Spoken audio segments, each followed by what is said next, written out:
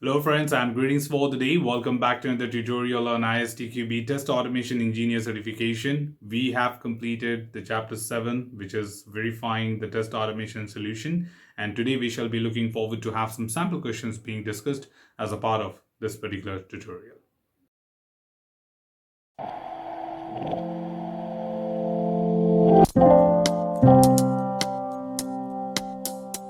To begin with, the very first question we have is a little lengthy one, and at the same time, we have two right answers here. So let's get started. The very first question is, you work in a software development team that requires testing to occur in many different test environments.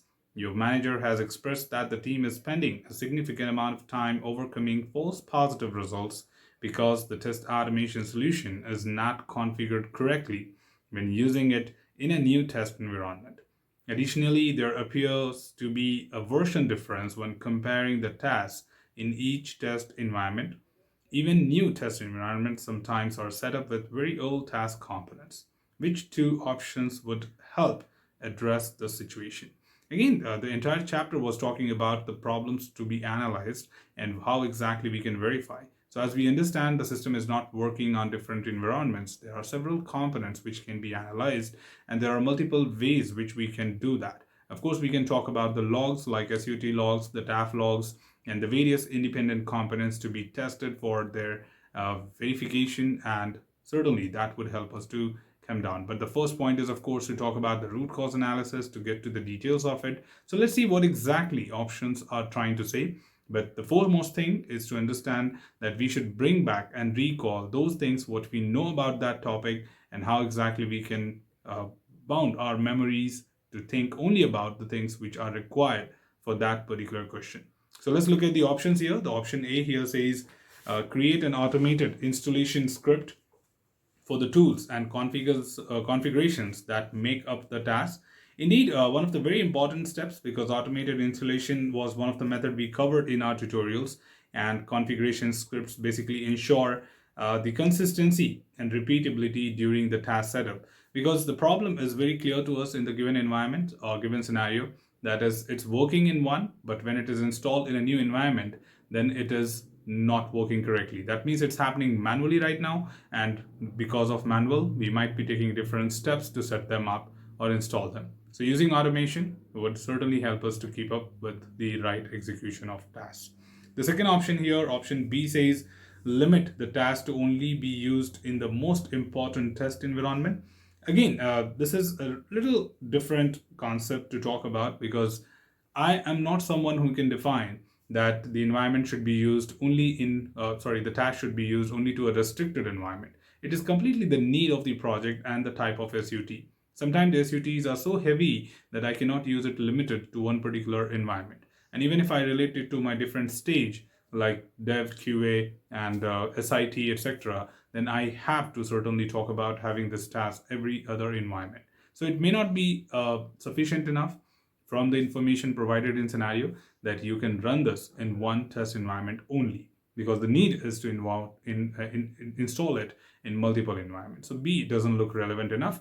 If I go to option C, it says utilize a repository to store the task that is accessible to all test environment.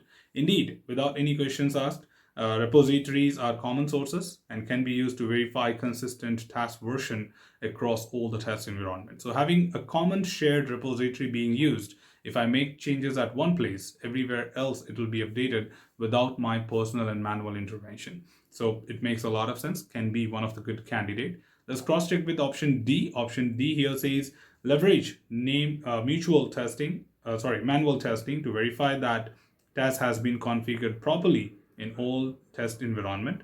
Manual testing is not a scalable solution. Over a period of time, it will be probably missing something out, so can have human errors or may not be reliable enough to say that it would be up to the mark. So as we compare this option D with option A, then it pretty much makes sense that I would prefer option A of automated installation rather than talking about manual configurations or checks to be performed.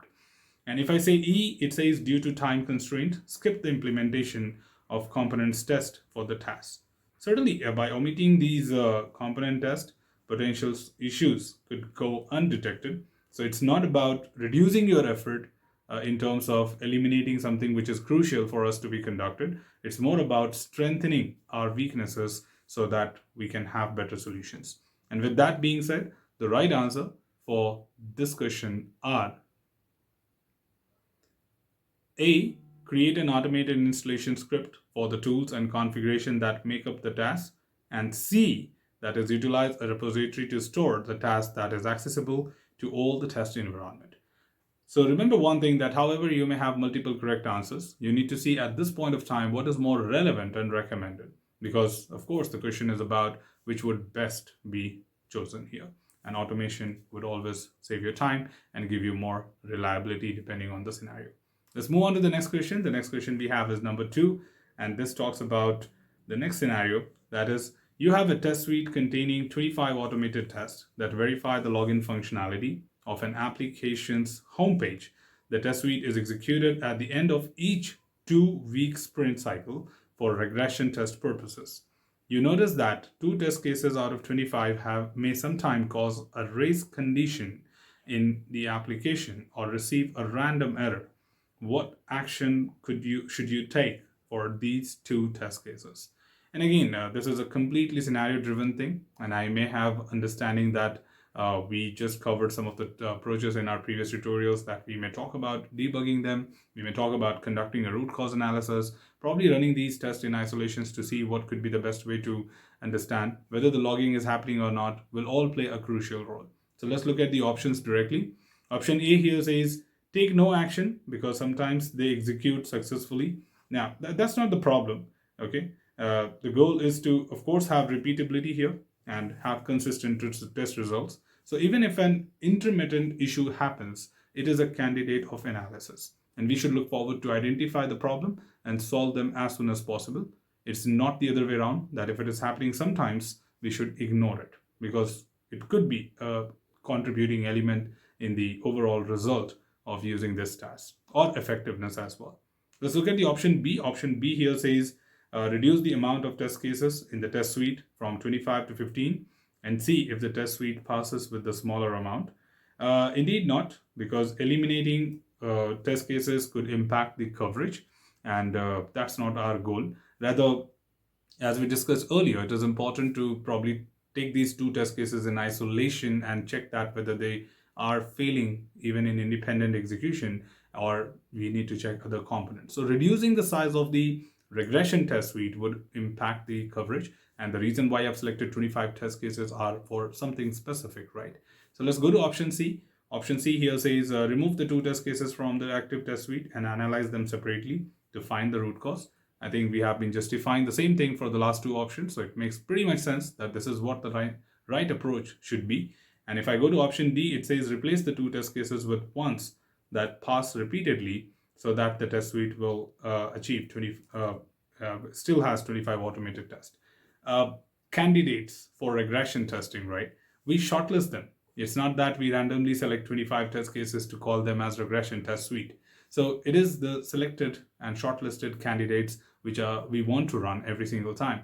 So replacing them with other 2 test cases is not our conclusion. It is not at any particular value. So that is where, again, this is not a recommended solution. So in order to conclude that, the right answer for this particular question is C. Remove the 2 test cases from the active test suite and analyze them separately to find the root cause, and certainly fix them and put them back into the test suite. Let's move on to the next question here. The next question we have is number 3, and this talks about another scenario. You are preparing to execute a test automation suite for a security critical application which has to fulfill the highest security requirements. Which approach should you follow to verify the test automation code? Again, secure coding practices is the first thing which comes to our mind when we talk about security and writing an automation code, because we just covered that in our previous tutorial 7.1.4. We were talking about the contribution of static analysis in code, cleanness, and secure coding practices. So let's keep it to the point. Let's go to option A. Option A says search the test logs for possible credential data. See, credential data is one of the options, but test logs may not contain credential data present in the automation code. So it's not necessary that this is one of the things which we may look forward to. Option B says eliminate test cases using sensitive test data. Again, this is not correct because this is a manual and slow process of eliminating the sensitive data, and probably this is not the right time for us to talk about, because the approach here is referring to that's something which we can do with respect to automation, right? And that's a very lengthy process, because manually going through each and everything and trying to replace them would be a very difficult job, because there could be n number of lines which you might have written and would be very time consuming. The next option here says execute the test suite slowly and methodically to check if there are any security vulnerabilities, right? And again, a test histogram enables identification of, we are talking about slower execution, right? So it does not necessarily reveal the security vulnerabilities. It's not about the speed. It's more about hitting the right corner of the segment, and that's very crucial for us to concentrate on. So it is pretty much important that we concentrate on what is required to be concentrated on. It's not about how speed or how slow you do that. And coming to the final option, that is option D, it says use a static analysis tool to identify the security vulnerability. I think that makes it very clear to us that what exactly was required is written in the option D. So keeping it to the point, the right answer for this particular question is D, use a static analysis tool to identify security vulnerabilities would be followed to verify the test automation code as a good and secure coding practice. So that's all from these questions and this particular tutorial team. We shall be kicking off with our last chapter in the next segment, and stay tuned for that. So that's all from this particular tutorial. Should you have anything else, feel free to comment below. I'm always there to address your queries and answer them well. Till then, keep learning, keep exploring, keep understanding the context. Thanks for watching the video team, and happy learning.